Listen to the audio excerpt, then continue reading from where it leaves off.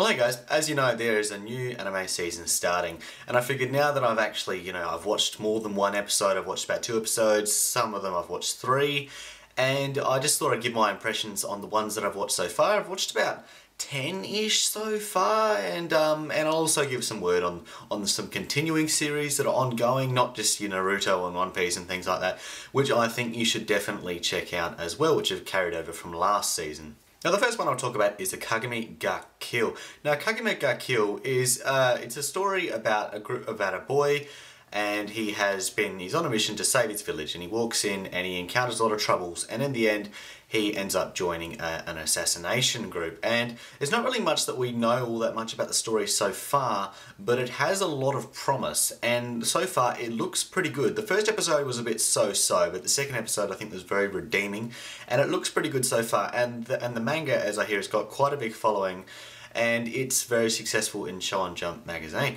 So it's a promising one, and it's certainly one of the most hyped one this season. I'll definitely be following it. The next one is Aladoa Zero. Now I've only watched one episode of this, and I gotta say, I wasn't as impressed as some others. The reason I say that is because anyone who's watched Code Geass will just see every single element of Code Geass in there. It's about revolution, it's about mechs, it's about, rising up from nothing, and it just sort of seems a little bit too similar for me. And I'm not going to say this is bad because I haven't watched it enough to judge it to be bad or to be good, to be honest, but I just didn't really find it that interesting. I'm willing to give it another go, but it didn't really catch my attention, if I'm perfectly honest. Now this is a show that really caught me by surprise. Every now and then I like to do about one sort of slice of life which I follow each season, and I was looking through the list and I thought, alright, this will be okay. And this one is Barakamon. I think that's how you pronounce it. Barakamon, yes. And it's really strange. It's about a calligrapher, and they're basically, if you don't know, they're people who draw symbols in old-fashioned writing with large amounts of ink. And they do that for a living, and it's a form of art, and he has a bit of a mishap, which is actually quite funny to watch. He just one-punches his boss straight out, and so he decides to go live on this sort of remote part of the country, and all of a sudden he comes across all these country people, and they're just walking in and out of his house and everything, and I've got to say, not much happens in this show, but it is so good. This is quite literally my second favourite show of this season. It's so funny. The little girl who often walks into and plays a big part of the show actually has a child voice actor. I know, a child that actually has a child voice actor. It's just... and it's really effective, and I just feel like it's much more realistic, and there's lots of people in the show, and all of them are really good characters, but they also sort of remain a little bit distant, and they're put in the show for the right amount of time, and it all just works really nicely, and it's a show that I can sit down to. I don't get hyped for it, but I can sit down and have the shittiest day and watch this and be like, yes, I honestly enjoyed that, and that was a really good show. The next one is a remake of the Persona 4 based off the game, and this is Persona 4 the Golden Animation. Now the reason they remade it was because the PlayStation Vita version of the game featured another character and a slightly different story, so they decided to remake the series, although this time with half the episodes. I don't really know if they're going to make another season or not, but nevertheless they're changing the story up a bit. Now I've played the Vita version of the game, and it seems pretty loyal to the anime, and it's quite nice. It's interesting. I know the story, and it's a good story, and I recommend you check it out. It's not like amazing, and you can very well see that it's been adapted from a game. It's just the way it's set it up, but nevertheless this is entertaining, and it's just a nice watch, and I think you'd enjoy it. Now, here's a bit of an oddball one. Now, this one is Sailor Moon Crystal, and this is obviously the remake of the original Sailor Moon series. Now, I have never watched Sailor Moon in my life. I mean, many kids have watched, I think Dragon Ball Z for boys, and it was Sailor Moon for girls, was the anime that people watched that they didn't know they were watching anime when they were kids growing up. I never watched Sailor Moon. I never even knew she existed. I just saw a bunch of posters around and thought that's what cliche anime looked like until I discovered it when I was about 15. And I gotta say, I actually kind of enjoyed this series. And it's only one episode out because it runs bi-weekly, and it was entertaining. I mean, it's very simple, it's very cliche, and it's very it's very clear that girls are their target audience here, but still, it was just like, okay, so this is what made the anime industry what it is, and I recommend you check it out, even if you just watch the first or second episode, because it's quite a good series, and I think it's just another chill anime. It's nothing too serious, it's just a bit of lightheartedness and go, you know, whatever, this is entertaining and I'm enjoying it. Now, of course, how can I not mention the second season of Sword Art Online? And, well, like, arguably the third season if you want to cut the first season into 2 bits because of the 2 different arcs. Now, I personally, I'm not the biggest Sword Art Online fan, but I don't exactly hate it either. I think it's a fantastic series, but towards the end I was like, alright, okay, this was okay. I really just felt like, you know, it just wasn't really that great. But nevertheless, I was more than willing to check out the second season, and I gotta say the first episode was a bit iffy, but I think the first episode needed to be iffy because they needed to remind us of what was going on, and they needed to tell us what was going on in the universe, what every character is doing, and that did that effectively. The second season really got me hyped. We had the introduction of a new character, and I think it's given us an interesting premise. It's bringing back the fact that people can actually die in the game, which is something that the second half of the first season really missed out on, and it just sort of made the series not that great overall. However, it's going to be an interesting series, and this is probably going to cover, from what I hear, the 3rd and 4th arcs of the series within this season too, so you never know, this could be absolutely fantastic, but even still, I recommend you check it out because it's Sword Art Online. With a following like that and a studio pumping that much money into it, the animation alone is worth checking out. Next one is one I'm very hyped for, Tokyo ESP. Only watched 1 episode of this so far, but my god, is this a good series.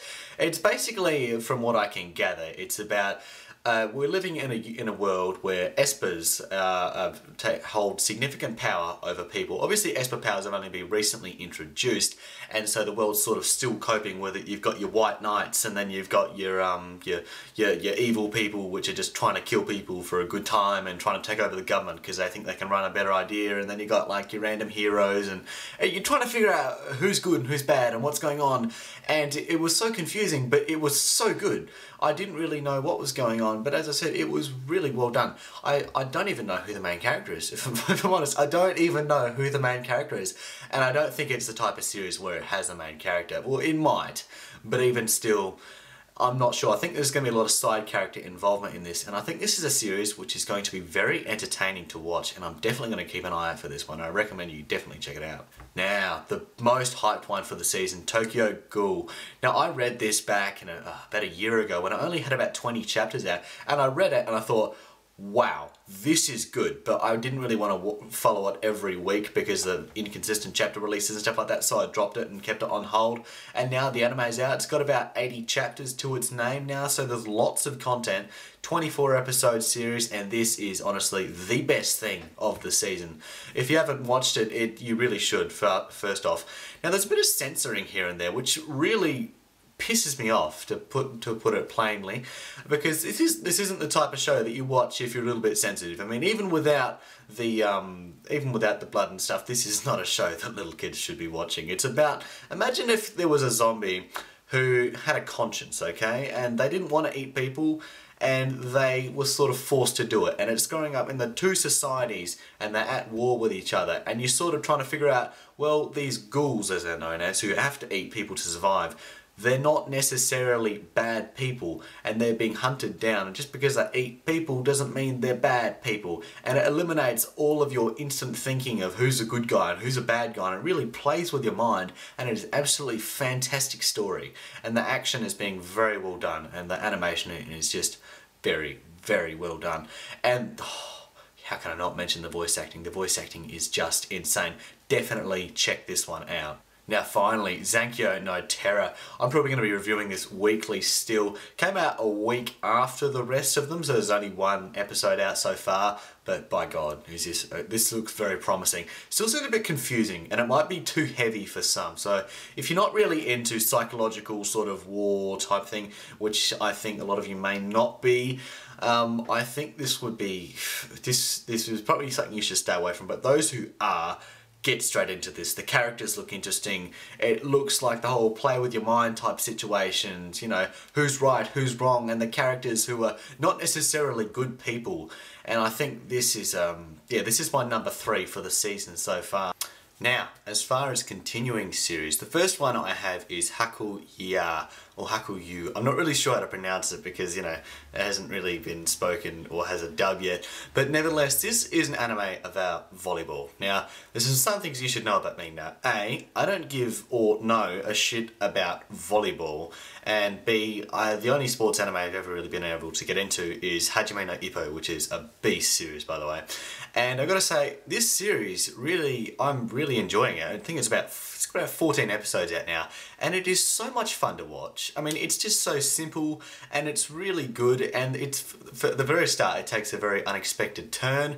It sets up a nice premise, and then they all start to get together and build a team, and it's very good. And all the characters are unique and interesting in their own right, and they're relatively unpredictable, yet at the same time, you sort of expect them to do the same thing. Nothing is really orderly, and it's also quite realistic. There's none of this, like, completely over-the-top moves and things like that, or ultra mega brain processing and things like that. This is very simple volleyball, and it's at the same time it's quite interesting, especially for someone who knows absolutely nothing about volleyball and was absolutely horrible at it in life in general. And this is quite a good series, and I definitely recommend you check this out. Even if you don't like sports anime, this is a series you should check out. The next one is Fairy Tail. Now, a lot of you, I know, aren't that big of fans of Fairy Tail, but really you should give this series a try. I'm not going to give you any spoilers, but in the manga right now, Fairy Tail is amazing. It is absolutely amazing. This last arc, ever since the Sun Village arc, which is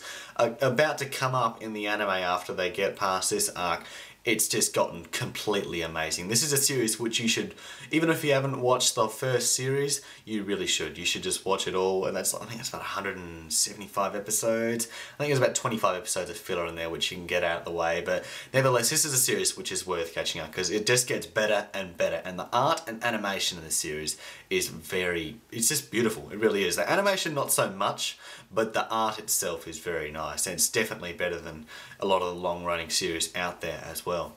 Now, hands down, the best long-running series, or even the series which I'm enjoying the most right now, Hunter x Hunter.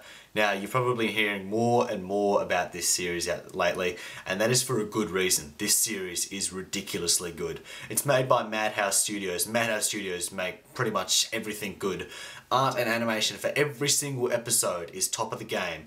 They've got lots of content, and it's not stretched out like you see in Naruto and One Piece and Fairy Tail and lots of others.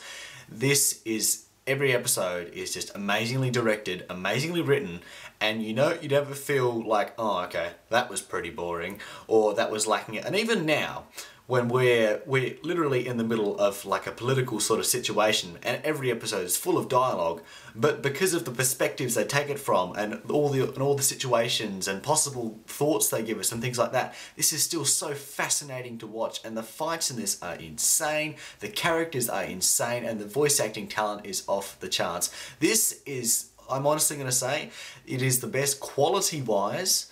It is better than I would say One Piece or Naruto is right now, and I really enjoy those series as well because there's just so much in this, and they're not stretching it out to get more money or anything.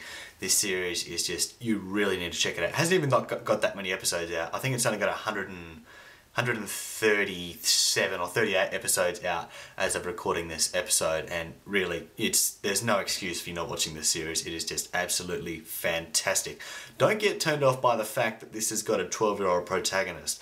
I thought this series was going to be really sweet, and oh my god, was I wrong. This is so wrong. It gets very gory and very brutal, and it's just, honestly, check it out. Anyway, that's about it for the recommendations video today and season's impressions. Gotta say, it's looking like a very good season ahead, and even the ones that are continuing over from last season look absolutely amazing. My top three would have to be Tokyo Ghoul, Barakamon, and Tokyo ESP. All of these are fantastic series for different yet sort of similar reasons. And I gotta say, I'm very impressed with the lineup so far. I usually start the series and I'll start the season, and I'll have about one or two which I've had an eye out for. Then I'll pick up others on my way. But nah, start of this season, I've watched heaps, and they've all been very impressive. The only ones that there's only been a few which I've thought, might give that a miss. But nevertheless, a great season ahead. If you've got any questions or any others that you think that I should check out and post a video about, then let me know. And yeah, as always guys, have a good day.